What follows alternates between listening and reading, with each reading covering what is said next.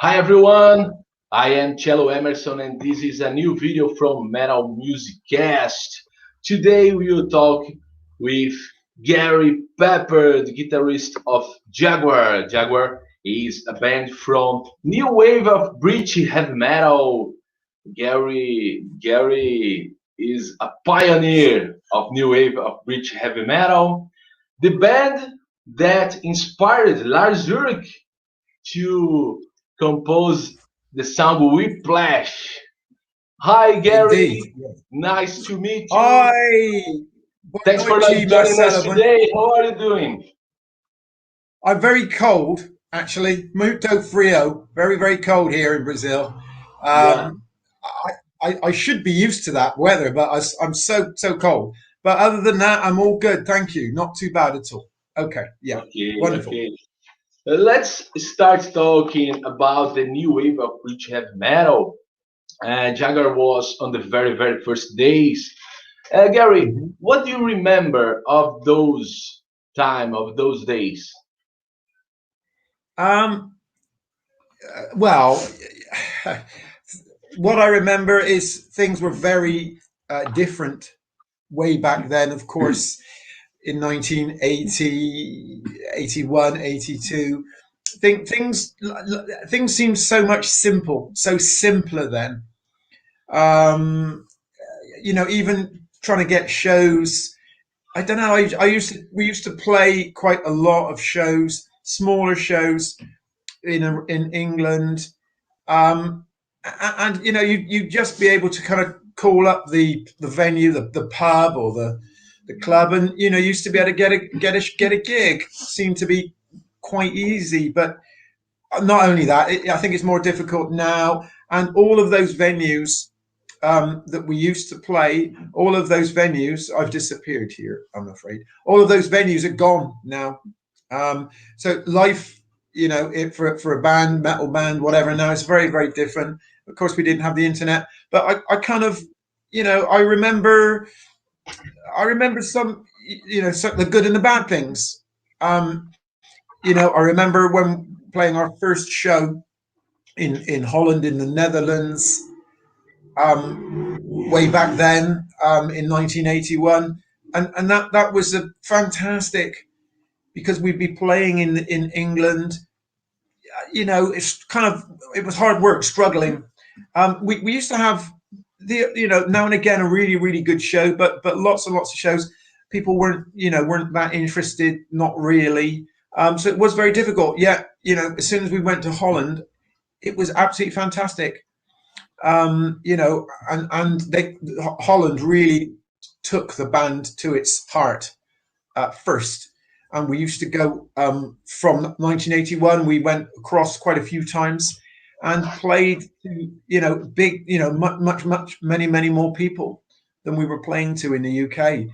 So that was wonderful. I remember that. And I was saying to my wife Shy, actually, only the other day, the feeling. I'll never forget the feeling I got when we saw our first piece of vinyl, our first release, if you like, our very first release, which was actually the song in question that you said, Lars Ulrich.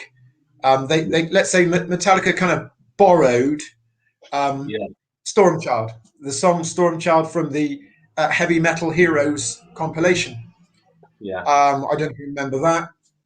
And that was our very first kind of piece of vinyl at the time, our first commercially released song. And I know it was only on a kind of a compilation album, one song among many, but that was a really big moment for us as a band, because we were still only teenagers at that point. And I remember when Paul Birch, the guy that runs Heavy Metal Records, we were playing a show in a town called Kidderminster, which is not too far from Birmingham, in England. And I remember he brought a box of the albums for us, and I never forget that feeling. Opening up the box, and seeing seeing this, our vinyl, I'll never forget that feeling. So those days you just can't forget that feeling of seeing that vinyl. That was kind of everything.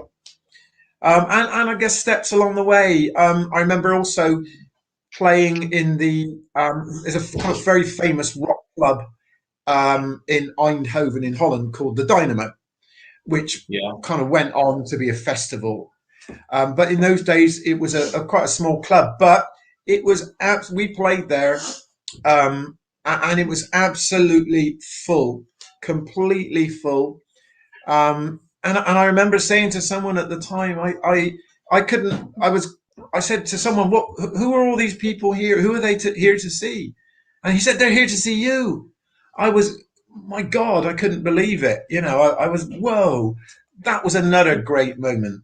And then, of course, having the album Power Games when that came out, kind of steps along the way. So, yes, there we go. Yes. The masterpiece, Power You're, Games. you're too kind, Marcelo. You're too kind. And again, I remember seeing it in a record shop in Bristol, my hometown, in a store, seeing it there on the racks, next to I think Michael Jackson, as I recall. It was Michael Jackson, us, the Jays. And that was a hell of a feeling as well, going into the store and seeing it there. And we every time we used to see it, we used to pull it out and put it to the front of the racks. And actually, my mum used to do that as well. She'd say, "Oh, I put your album to the front again." My mum used to do that too. But yeah, it's kind of those steps along the way that you don't forget. I'll never forget those kind of things. So yeah, I certainly look back with fondness, to those days, fondly. Great memories, great times. Great times, great times. Yes. I love Metallica, and because this love, I was researching the new wave of British heavy metal since Uh-huh. '90s, and I discovered this album. This was Hmm. released in Brazil in vinyl by Right. Rock Bridge Yes. Records in '90s, I Uh-huh. think, and Oh, then yes, yes. Yeah. yeah, and then in CD by Voice Music label, right? Voice Music Hmm. label that Yes. made a great work. There's a poster that I lost, but Yes. yeah, Yes. and Yes. Yes. I've it's seen that. We've got yeah, a it's a copy there. good work by the Voice Mm. Music in Brazil, and this is Yes. for Yes. me this is a masterpiece. The Premier League of new wave of British heavy metal have to to count Well, with thank you, Marcelo. Jaguar. Thank you so much. Thank you Great, so great much. album. And in those times, Gary, Mm. was there a kind of relationship among the bands? Angel Witch, Raven, Iron Maiden, Mm. Saxon, Def Yes. Leppard, and Diamond Head. Was there Yeah. a relationship? We often get asked this question. Actually, I answer this question all the time. And my answer to this is that a lot of the new what the how can I put it, like probably the center of New Wobham certainly was a big center was a city called Newcastle in the north of England, which is where Neat Records, who were kind of the center, really, Neat Records, they were based there just outside Newcastle, and a lot of those bands, certainly the earlier New Wobham bands, were from there, from that part of England. Raven, Venom, Fist, Yeah. Mithra were there. All of these bands were there, and we were right down in the south of England, in Bristol, in the southwest. So, I mean, we didn't really, we didn't really have a relationship with these other New One bands because we just didn't see them. We're, as I say, most of the bands were maybe from the north, around the north. at the Midlands, Birmingham, like Diamond Head, close to Birmingham. But we were kind of out of the way, kind of down in the south, really. So our paths didn't cross very often. But so sure, when we like for example, we played with Raven a few times, first time round in Holland, and we kind of we became friends really, and I'm still friends particularly with John Gallagher. He's a really really cool guy, and so Raven were probably the only other band that we saw regularly. Okay, we did play with other bands, of course, but I mean it was okay. It was kind of friendly, but polite, friendly, shall we say? But for us, not really any more than that. Simply because we just didn't see those bands. We would be playing our own shows in England, and actually in Holland as well. It was normally our own show. We did play a few festivals back in the early 80s, but that was generally with Dutch bands or European bands. But we've actually sort of think since new album, since we kind of got back together in 1998, and obviously started going back to Holland again. We've played shows everywhere pretty much, and we've got to know a lot more bands now than certainly the first time round. Quite a lot of my friends now are from other bands.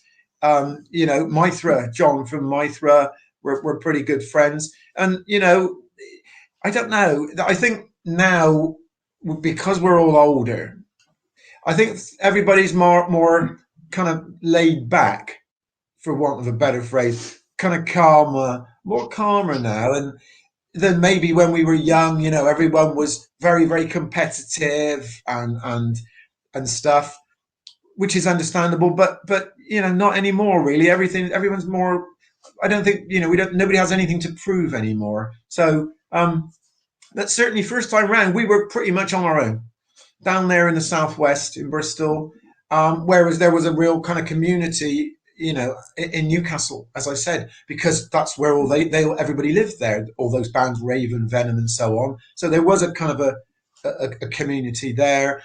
You mentioned Maiden, Saxon, so on. I mean, we didn't really know those guys.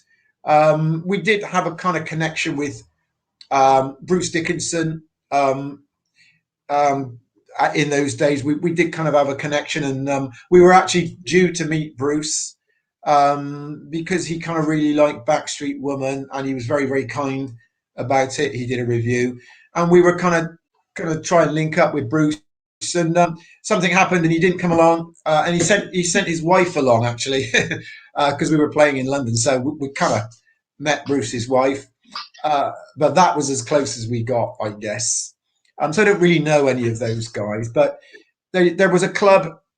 It used to be a very famous rock club in Bristol, in my hometown.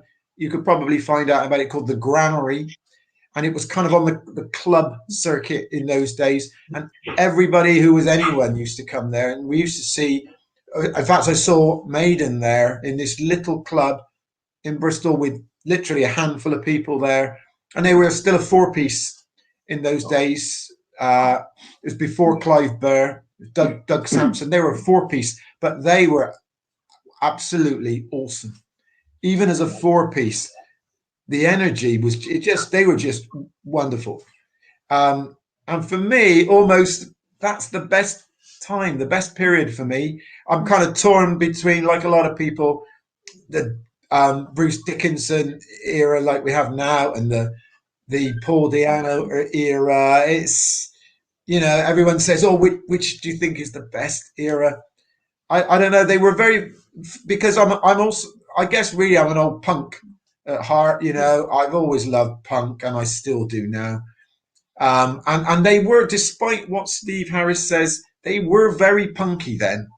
This tight four-piece, but they were brilliant. But we used to see all the bands that used to come to the Granary, Diamond Head, Bardis. I remember all these bands, Angel Witch. So, we used to see these bands. There was always somebody playing every weekend. So we were lucky that we had that particular venue. Yeah. So, yeah. Mm. And Garry, at that time, did you realize it that Iron Maiden would be the hugest band Yeah. of that movement? Did you realize it? That's a good question. I don't know. I don't know. I just think in those days then, this was in 1979. I saw them. I don't know. I just think that their riffs were better than everybody else's. It's a kind of it's difficult for me to kind of describe, but I just thought their songs were better than everybody else's. Their riffs were better. Like the riff, to Iron Maiden. What a riff! In the Rothschild, it's just endless. A Phantom of the Opera. I just thought they were, above everybody else. Okay. So I suppose, maybe I did think that they were going to do something, but they were just better than anyone else. And I seem to remember Bruce Dickinson said that I think maybe he was playing a show with Samson when he was singing with Samson, and I think Maidens may have supported them. This is just a story I remember. And he said then, even they were the headline band, and he said, well, Maiden kicked our ass. And that's probably what a good way of summing it up.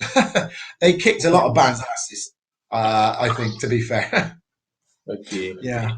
Mm-hmm. And nowadays, Steve Harris denied that the sound of Iron Maiden was shaped, it was influenced by punk rock. That's right. He does. Yes, he does. He says, no, not having that, not having that. He says, but he's lying. Yeah. I don't know why he won't admit it, because I saw them with my own eyes. He can say what he likes. I was there. Yeah, and you are a great fan of punk rock bands, GBH, Exploited. Yes, that's true. Actually, one of my favorite punk bands is here in Brazil, the Ratos do Porão. Ratos do Porão, João Gordo, Ratos do Porão. I love you that like band. So much the Brazil album, Anarcofobia album, Cada Dia Mais Sujo e Agressivo, Dirty and Rotten. I'm sorry. You have all those. Oh yes. Shai is saying I do. I have those. Can you hear me? Can you hear me? Can you hear me? I can. Yes, I just didn't understand what you said. You're talking about Hato's albums, I guess, but I have quite a few. Portuguese. They're here. Yeah. So the Hatos I like an awful lot. I actually, here being in Brazil, there's tons of. Brazil's a very musical country, isn't it? And there's some great bands. Not necessarily punk bands, but huge punk fan. A first time round in the 70s there. You see, the thing is, I was, when punk hit, I was 16 years of age. And you can imagine how that hit me as a 16-year-old. It just blew me away. And, that's the first time round I saw, you name it. I saw the Clash several times then. The Ramones loads of times. Yeah, you name it. The Clash, Ramones, the Stranglers, anybody that was kind of visiting Bristol. So, and I still, I don't know, the Pistols, Sex Pistols. What can I say? Yeah. Oh, Christ, yeah, absolutely. Steve Jones, I have to say Steve Jones is I don't really do heroes as such. I'm not big on heroes, but I have to say I've always loved Steve Jones, his guitar style, classic, Les Paul Marshall, Jonesy. He's the man, Steve Jones, for me. And Garry, the punk rock sound, does the punk rock sound influenced your way to play guitar shaped the Jaguar sound of any way? Um, it's yes, certainly. When Jaguar started, yes, absolutely. Um, but I have to say, there were other members of the band that didn't like punk. You know, they didn't particularly like punk. So I guess I was probably the lone punk lover in the band. But the thing that, apart from that, because Jeff Cox was into different stuff. He was a big Rush fan, for example. So we did all like kind of different things. But the thing that we all had in common was that we liked to play fast. Yeah. Um, and of course, when we were doing in those days, there was no thrash metal or anything like that. No speed metal, no thrash metal. We were literally just four teenagers. It was fun to play fast, and the faster we tried to play, the more fun it was. And that's really all we were doing. We were, I remember we used to rehearse in Chris Lovell, the drummer, his parents' house. His parents were really, really cool. And, we kind of almost lived in his house there. And his parents did not mind at all the noise that we used to make. Can you imagine? It was like having an earthquake in the house, every day. But, I remember being in one of his, the bedrooms in his house. We were playing, and I can't remember which song it was now, but we just kept going, can we play this faster? Yeah, let's try it faster. And we just playing this song just faster and faster and faster. And we were like, yeah, this is wonderful. We were just having fun. We didn't know what we were doing, and it was just so much fun to play fast. And we used to say, okay, see you in 2 minutes, get your head down, and we'd just be going mental in the bedroom of this house. And we didn't know that this kind of whole thing was going to kind of grow out of what we were doing and what Raven were doing and stuff like that. It was just fun to play fast, Marcelo. That was all. We were just kids. Just kids. Hey, songs like The Fox and Mm-hmm. No Lies. No Lies is almost uh, hardcore. It's a speed Yeah, metal song. Prisoner is a yeah, speed metal yeah, song. Yeah. yeah, And, yeah, yeah. yeah. I don't know. I mean, I suppose at the time, I mean, obviously at the time, I suppose our playing may have been considered to be fast, but of course not anymore. That was a long time ago. And actually, that what was interesting was that in Holland we used to get a lot of punks come to our shows because of the speed. It kind of did worry me. I thought, oh, is there going to be any trouble? But there's never any trouble. But they just loved our speed, and they would be kind of pogoing at the front, which was great. Which was just gave us even more inspiration just to jump in there like we used to do. Just off with the guitars, get into the audience. We used to just throw ourselves around. Yeah, and yeah, I mean the gigs. As I say, I can't imagine doing that now. My neck wouldn't. I just couldn't do it. I'm an old man now, but. And Jaguar has a special relationship with Holland, with Netherlands. We can Yes. read Osterwijk. Mark Osterwijk Yes, is Mark. letting He's a good boy. us the Dutch connection. Yeah.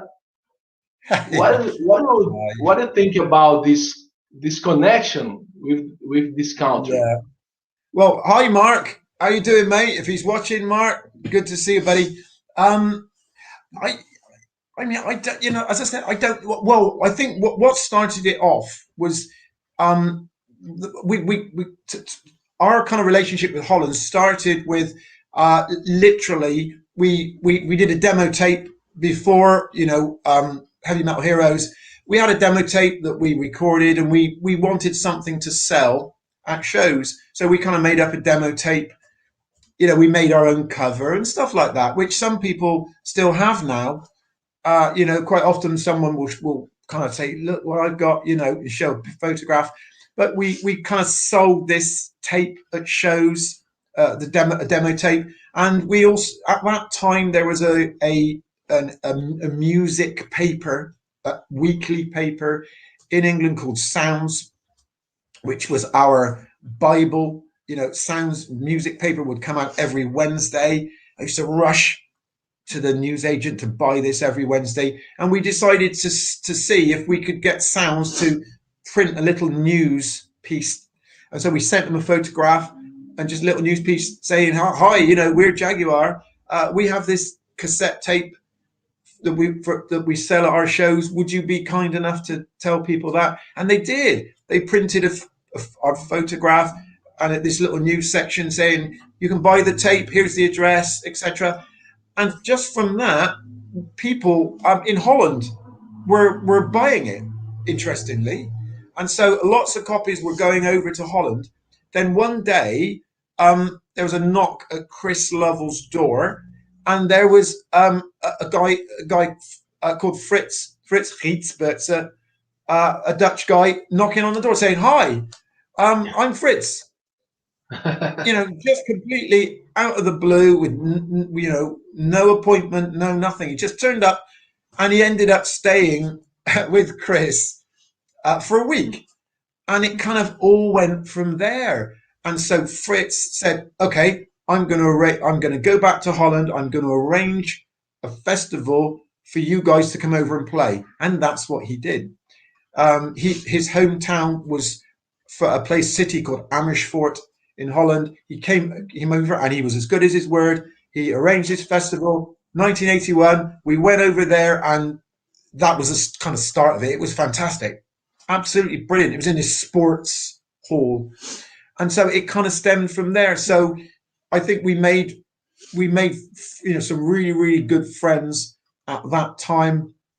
And we had a very, very good friendship with Fritz and his brother, Alke Peter. And we used to go over there and stay with his parents and stay in their house. And when we were playing, we would always go and look them up. So we started making really, really good friends. And even now I'm still friends with these guys. We had a little fan club going that was started by fans as well. And so I think we just built up this relationship with people. And we, at the time there was another guy called Metal Mike.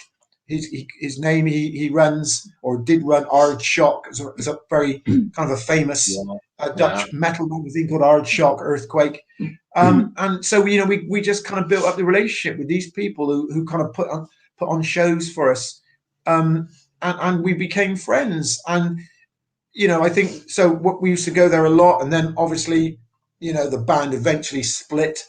First of all, in '85, possibly '86, but when we kind of got back together again, we started going back to Holland around 2000, 2001, and kind of linking up with those people again, and kind of people that we hadn't met first time round, like Mark.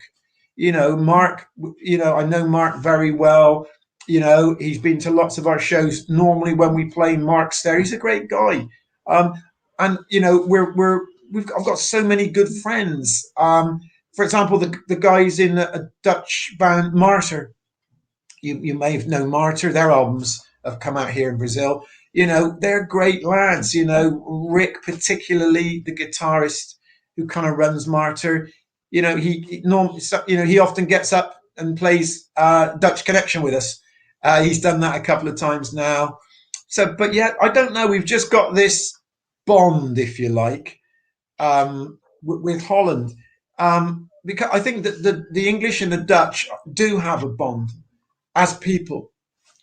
And I think this goes back many years. I don't know. We just seem to really like each other. But yeah, I don't know. Holland is such a great country, Marcelo. I can't begin to tell you. And we just got this thing about Holland. And of course, we decided to write Dutch Connection. for them. And that song is like our anthem in Holland, and the fans just love they love Acts Crazy. But when we play Dutch Connection, everyone goes crazy. It's brilliant. It's like a family. It's our family, Marcelo. They're So awesome. great, They're awesome. so great. And Yes. Mark Ostervik, he's watching us. And Yeah. let Yes. me, Yes. yeah, great to see you in this show, Gary. Mark said, love and miss you, man. Cheers from me and Gwen. Okay, Mark Ostervik, Ah, your great friend, and yes. we have a mutual friend in Brazil. His name is Pedrão. Do you remember of Pedrão from So What CDs? A store Yeah. Oh, in Galeria do Rock. yes. And he just sent me a message. Can I play this message for you? I don't know. I don't know what Yeah. Pedrão said. Do you know? Please. I can Please. imagine. I can guess what it is, but yes, play it. You remember I can Pedrão? guess. Pedrão. Yeah. From Yeah. So He's a What great CD. guy. Yeah. Yeah. Yeah. He's a top boy. Check this message. 5 seconds. I don't know what is that. Okay. I know what it's. City baby, I take my rats. Yeah. City. City baby, I take my rats. What's that? What's that, Gary?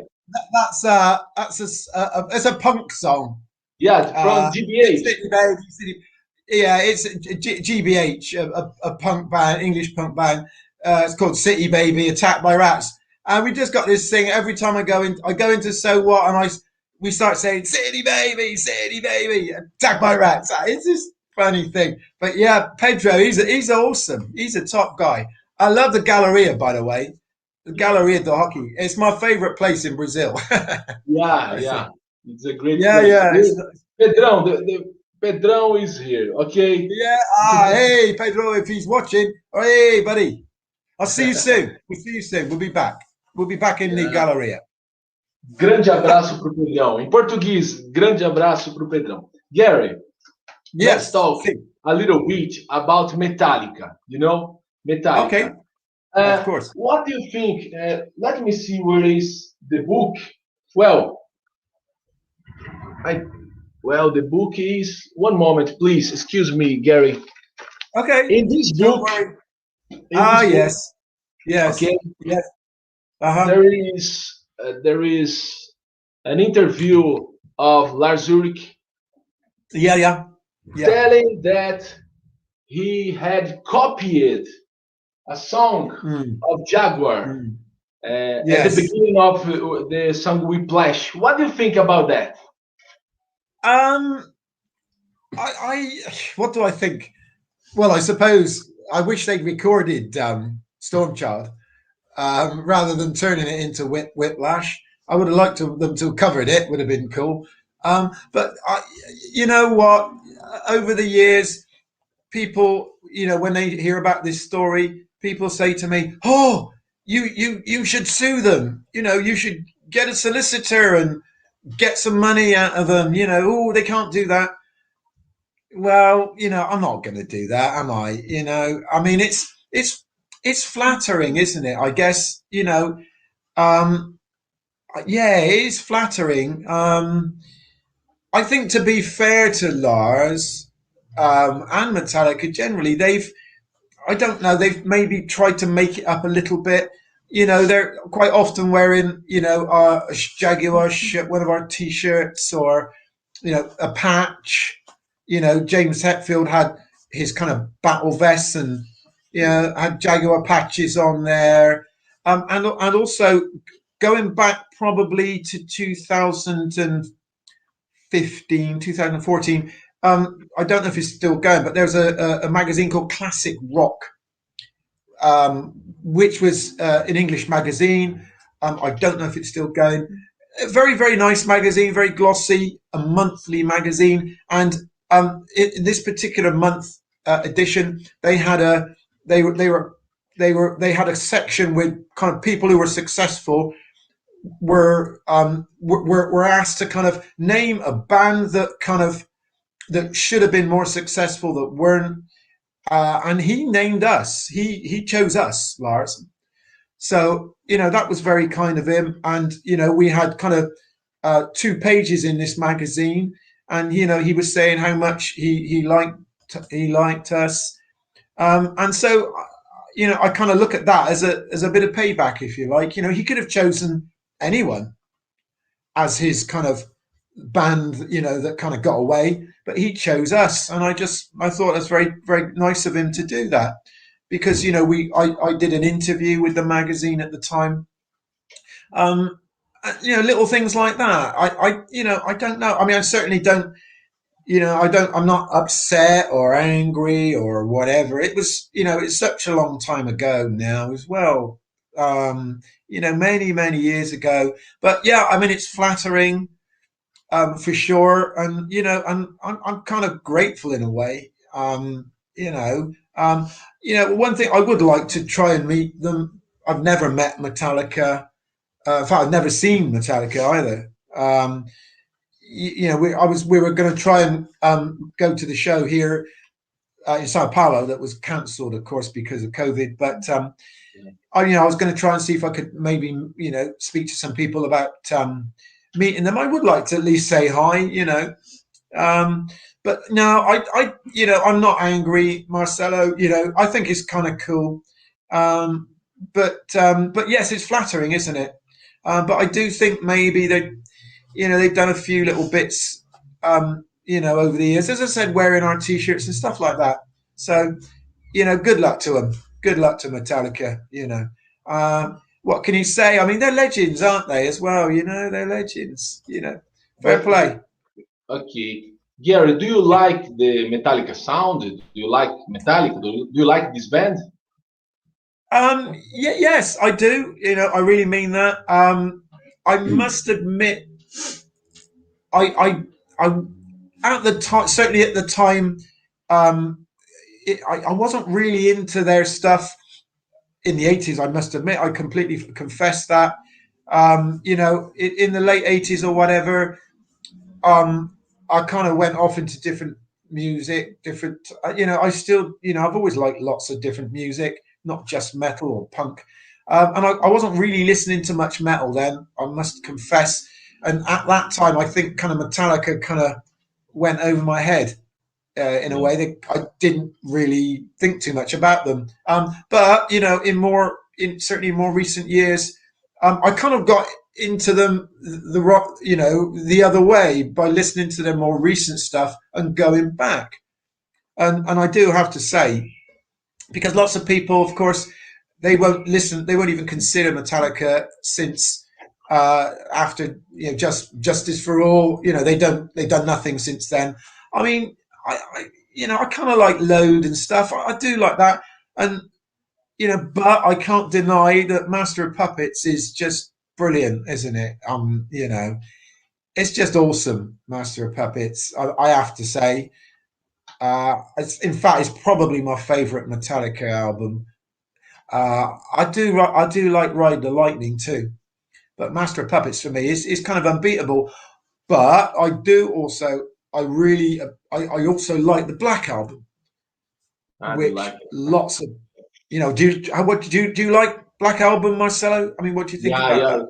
Now, the best album of Metallica for me is Master of Puppets. It's Master of Puppets. Yeah. The second Yes. is Ride the Lightning. The third, Kill 'Em All.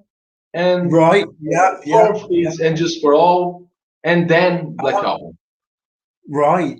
I have a special connection to And Just for All. It's not about technical or any other stuff. Yes. It's emotional connection, Yes. Right. So this is my top 5 of Metallica. Wow. Yeah. I mean, I part of the reason I love the Black Album, for me, the production of the album. I don't want to get nerdy here, but the production was just right. The drums sound, the guitar sound. It for me, everything kind of came together, and it's kind of perfect, really. The Black Album for me, in that way. Probably lots of people, even I know people, personally who don't like it. They're like, oh no, yeah, what the boss here is saying that she doesn't like it either. She's doing that bit in front of me there. But it's just I kind of respect it for a piece of work, if you like. Yeah, for sure. But I'll always give him a listen. And I another thing actually I do like about Metallica is that they've done projects where they've put their, as we say in English, they've put their money where their mouth is. They put their own money into the Orion Festival. And the film, which I can't remember the name of the film now. They funded themselves. What was that film called? Through the Never. Was it Through the Never? Through the Never. Yeah. And they put their own Through the Never. Which a lot of people kind of criticize that, but they've put their own money into their projects, and I got a lot of respect for them, and even stuff they've done that didn't really work. Probably the album Lulu with Lou Reed.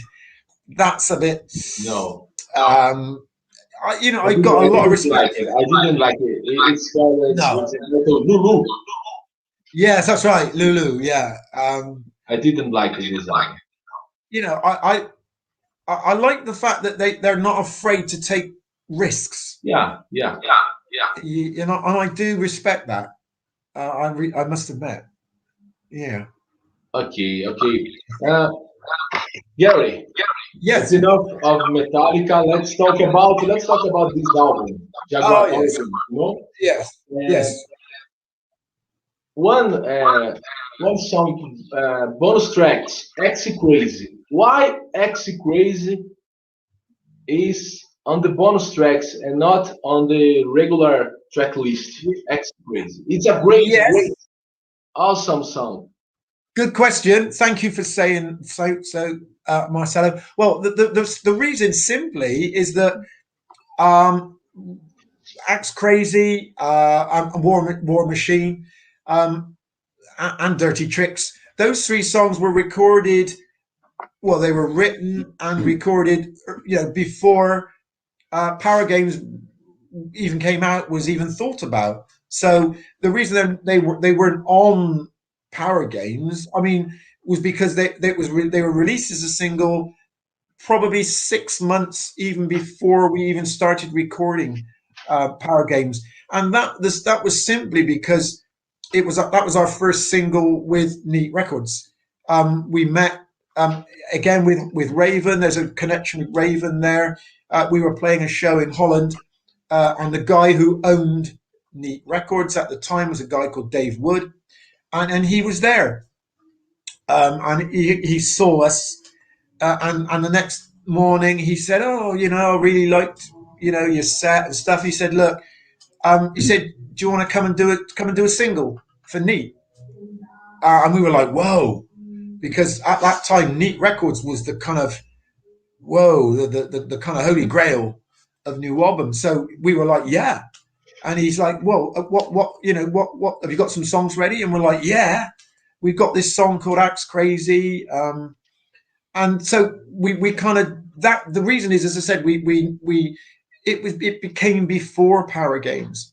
I think if we hadn't done that, then it probably would have ended up on Power Games later that year, which was in 1982.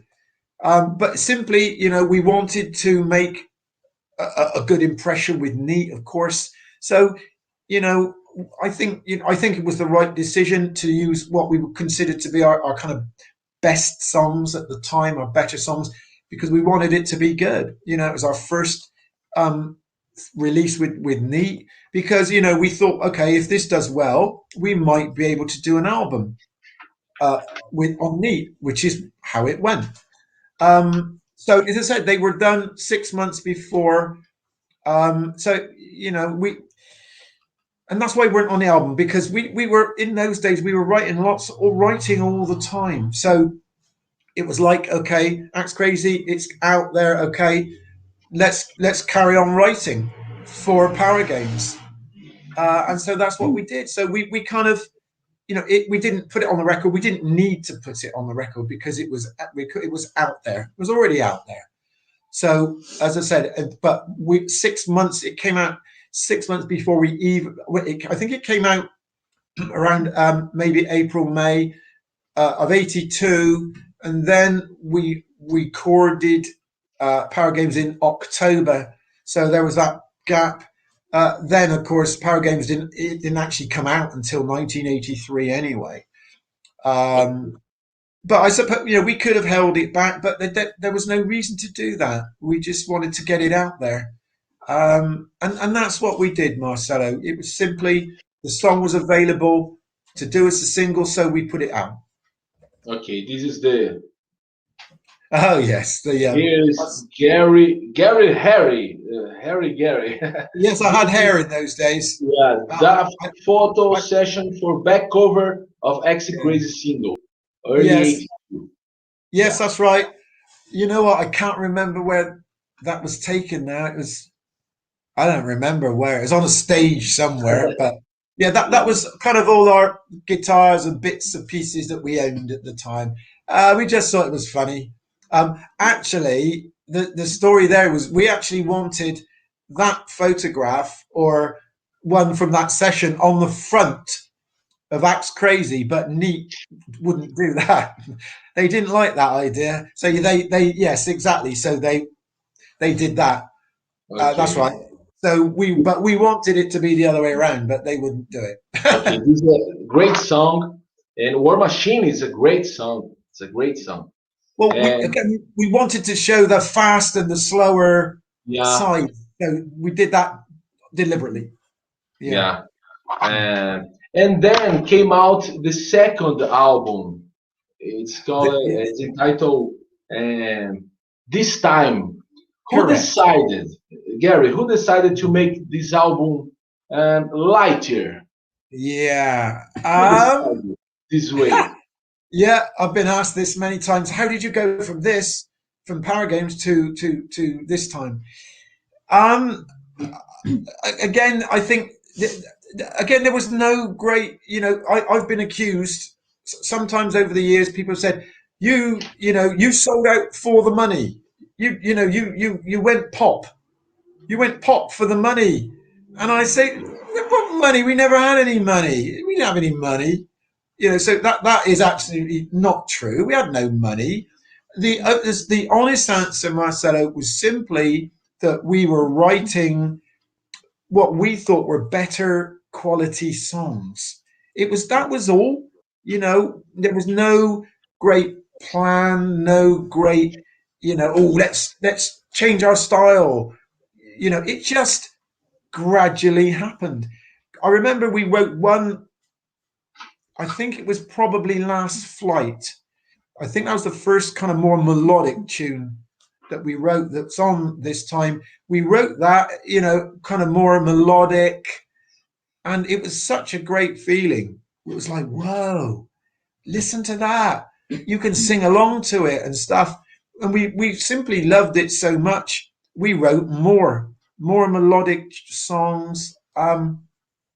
And that was all. There was no great plan to change, and it just kind of suddenly happened. And there is a funny story. Have I got time just to tell you a very, very funny story about that? Okay, so we were writing all these more melodic songs, and we linked up with Motorhead's management company called Grey Bray, and we just kind of signed a management contract with them, and the guy of Roadrunner Records, a guy called Case Vestals, happened to be in the office of the manager, a guy called Doug Smith, and he saw our demo tape on Doug's desk and said, "Get me that band. I want that band," because Roadrunner had put out Power Games in Europe, in Holland and some other countries. So he knew about Power Games, and so he said, "I want that band." So Doug called me up and said, "Hey, how do you fancy doing an album with Roadrunner?" And we're like, "Whoa, yeah, we'll do that." But so Roadrunner, we started the recording in London. Roadrunner were paid for it and everything. And halfway through the recording, Case turned up in the studio. He wanted to hear what we were spending Roadrunner's money on. And he hadn't heard anything. He hadn't heard anything that we were going to record. And so we were sent out of the studio. We were told, oh, quick, you're going to have to get out of the studio. The Roadrunner are going to have a listen. Anyway, he was expecting Power Games 2. So he was not expecting this new, more melodic style. And he freaked out. He went mental. He said, right, that's it. He pulled the plug on the album halfway through. He was absolutely angry. And so he said, no, it's all out. No, not paying for this. Because he hadn't heard what we were going to record. So he went mental. And for a few days, it was all over. But he gradually calmed down. And he actually turned around and said, actually, guys, I like it. Carry on. And so we carried on recording and obviously put it out. But he was not happy, first of all. Very funny. Funny, interesting. And Garry, why did Jaguar break up in 1984? Yeah, that's a good question. Again, Roadrunner were involved because when we signed with Roadrunner, they promised us a lot of things they would do for us, and lots of things we would do, and nothing happened. Unfortunately, they said, "Oh, we'll do this. We'll put out 12-inch singles. We'll go and tour Canada. You go and tour different places." None of it happened, so we got really, really frustrated by that. And we wanted to leave the label, but they wouldn't let us go. And because they wanted to do another album, actually, which was weird. Every time we complained and said, no, we want to leave the label, they put the budget of the album up, which, looking back is a bit of a weird situation to be in. But we just got more and more unhappy. They wouldn't let us leave. And in the end, to be quite honest, we got kind of so fed up. We just said, right, we've had enough of this. We were tied up to a contract with them and we couldn't do anything what we wanted to do. So we just kind of quit. We said, okay, guys, it's all over. And, there was no bad feeling or anything. It just kind of, okay, this isn't going anywhere. We all wanted to go off and do different things. So it kind of just fizzled out, as we would say in English. It just kind of went, and so, yeah, that was probably early 86, I think. We did the best we could. We carried on, I think, for as long as we could, but it just was going nowhere. And so, yeah, we just went on. We all went off and did different things at the time. And then we picked it up again in 98, as I said, 1998. Okay, and Garry, why did Jaguar get together again in 2000? Actually, what happened? Okay, so I had it all stemmed from an email that I received from a guy called Jess Cox, who was the original singer of the Tigers of Pantang, who at that time, back in 98, he bought Neat Records from Dave Wood, renamed it Neat Metal. And he was obviously really, the CD kind of era was starting then. So, was in full swing. So he bought the label and he was re-releasing all of the back catalogue. And so, he sent me an email saying, oh, if you're out there, Garry, I'm going to put out Power Games. I'm re-releasing Power Games on CD. If you want to be involved with sleeve notes and photos and stuff, then let me know. And so that's what I did. I thought, well, it's going to come out anyway, so it was better that I had at least some input with it. So we kind of linked up for the release of Power Games, which went pretty well. And he literally said to me, do you want to do another album? And I thought, well, at that point, I wasn't in contact with anybody else in the band. So I thought about it, and I thought, okay. I said to Jess, "All right, let me see if I'll see if I can get in touch with the guys and see if anyone's interested." So eventually, I linked up with Jeff Cox, a bass player, and after lots of talking and stuff, because we hadn't really seen each other really for years, we kind of decided to give it another go. Paul Merrill, the singer, he didn't want to do it, so we obviously had to find another singer, which is what we did, and another drummer as well, because kind of Chris Lovell no one had seen him. So we did anyway. Jeff and I, we got back together. We got Jamie Manton in singing, Nathan Cox, who's still with me now. And we did. We put out obviously writing songs and put out "Wake Me" on Neat Metal. And so so really, in fact, I think, again, if I was completely honest, if Jess had not contacted me, we would not have got back together. Not at that time, anyway. It was simply that Jess kind of got us back together, I guess. So. I have to say, I didn't have any thoughts of putting the band back together at that time. Nobody did. So Jess was the catalyst for that. Okay. He's another great guy, Jess. I see him now and again. Yeah. Well, I'm glad that Jaguar is on the game. I'm glad, and I like it so much. Right, yes. This album. Do you? No, thank you. There are two albums. Yes. Run Ragged and Metal X. Yep, that's right. I don't have the CD of the Wake Me album. Mm-hmm. I prefer Metal X and Run Ragged. These are great albums. What do you think? What do you have to talk about Metal X and Run Ragged? This is Run Ragged. Well, okay. Yeah, yes, of course. Yeah, I mean, they were, I suppose, more. Wake Me was a little bit more, was a little less new album, shall we say? Wake Me. I mean, we at that time we didn't really know what people kind of expected from us. I think there were some good songs on there, but I'm not sure it was, it worked completely. But there's a few tunes on there that I thought were pretty good. But I think with that, we decided with Run Ragged, well, okay, we're just going to do what we do best, really. Just get in there and blast it out. And that's what we did. And we kind of carried on in the same way with Metal X, if you like. But we take so long between making albums, it takes us years to do an album. But yeah, with Metal X, we got Mike Exeter to mix it.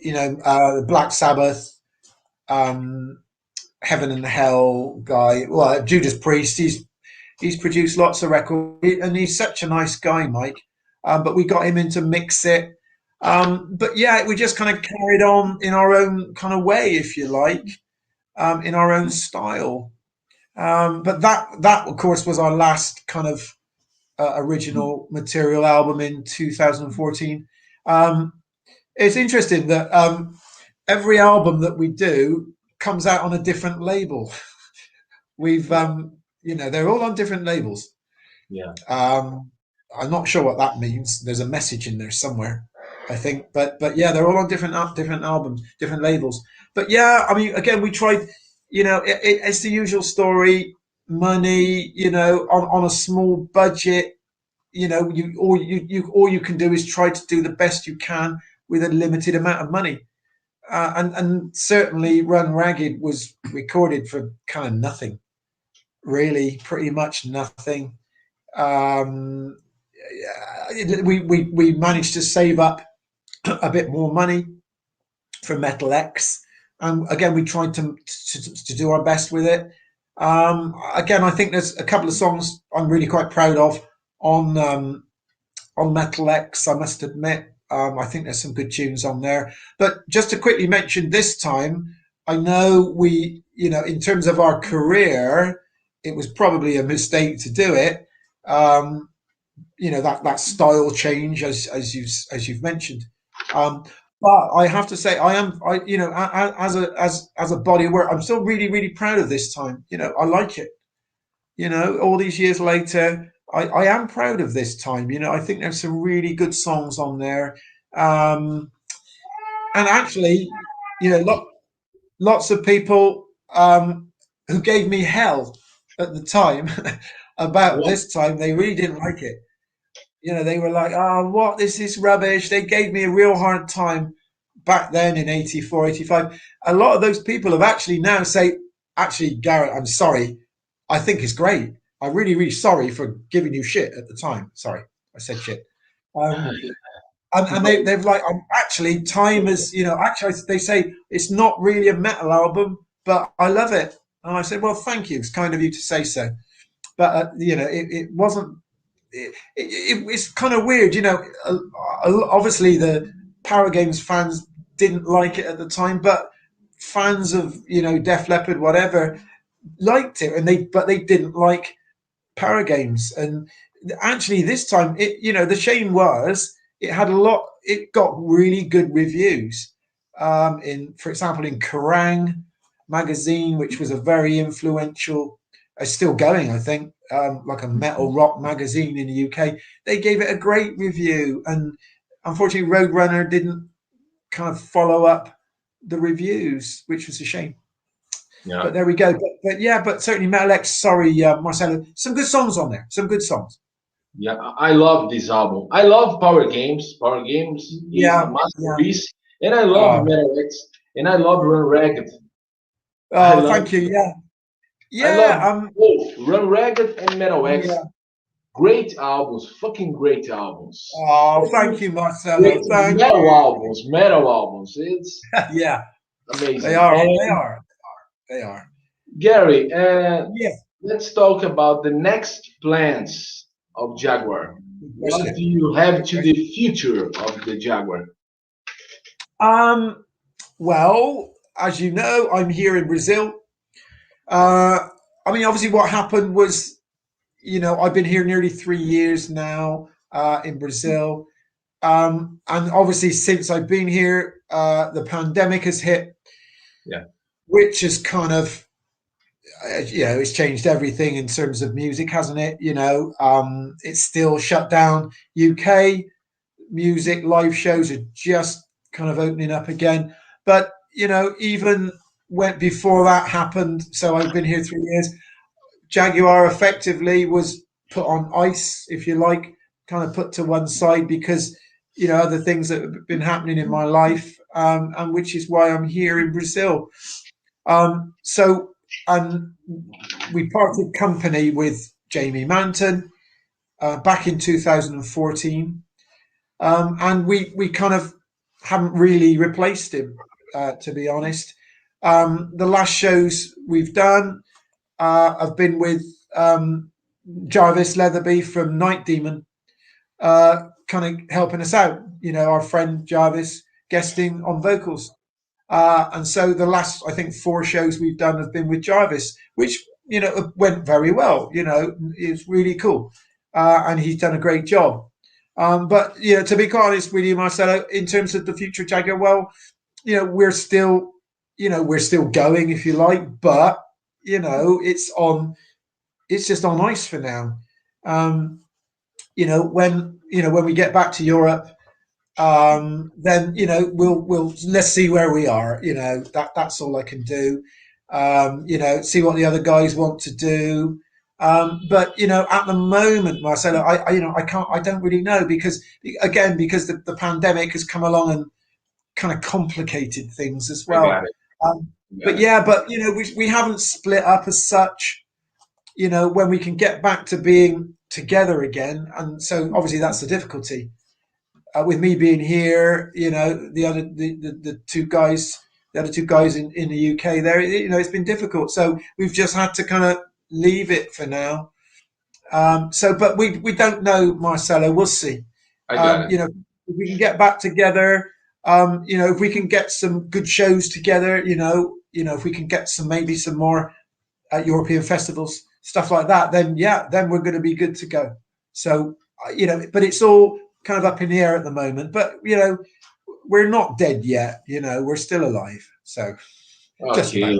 Okay, of course. Garry Pepperd, thanks for your attention. Thanks for your time.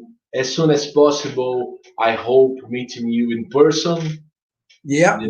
Oh, Janada Marcelo, it's my pleasure to do this. But next time, maybe in the Galleria, we can hook up for a beer. That would be cool. Yeah, of course. And if you feel free to send a message to the Metal Musikast audience. Okay. So anyone who's listening here, you got my best wishes. Keep on rocking. Keep the faith, of course, and keep listening to watching Marcelo's show. Okay, so keep watching and listening to Marcelo. He's the man. Yeah, thank you so much, you, Garry. You can always count on me. Okay, and thanks for Marcelo. Thank you so much. Yeah, Mark Ostervich, and thanks for your wife, Shai. Okay, Shai is here. She can hear you, Marcelo. She sat here. She's waving at you now. Yeah, so yes, this interview is done because of her. And yes, I owe her a lot, Marcelo. She helps me out all the time. So I'm thank you, sweetheart. So I do love my wife, and she helps me out. So I got to thank her for that. So great. Don't forget, she's got her. You need to get her on here with her own band, Marcelo. Coyote Bad Trip. Get those guys on. Okay, thank you, Garry. De nada, Marcelo. De nada. Até logo. Ciao. Ciao. See you later. Ciao, Marcelo. See you later.